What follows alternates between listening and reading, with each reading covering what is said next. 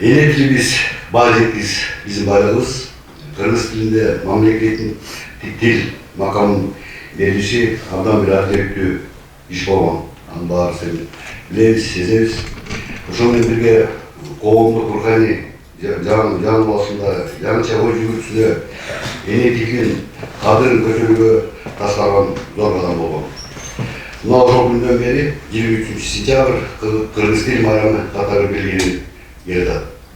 Қызматкерлері, офицерлері, жалпы жамағаты, сіздерді Республика Қырғызстан президент және өзінің атынан 23 сентябрь мемлекеттік тіл күні мен осындай мемлекеттік тіл заңы қабыл алынғандығын 30 жылдығына құттықтап қосады деңіздер. Сіздерге рахмат, мына биыл біздерді екінші жол келіп, сіздермен жолығып отырмыз. Шындығында осындай іс-шараларды көбірек өткөрүшүбүз керек та. Көбірек өткөрүшүбүз керек.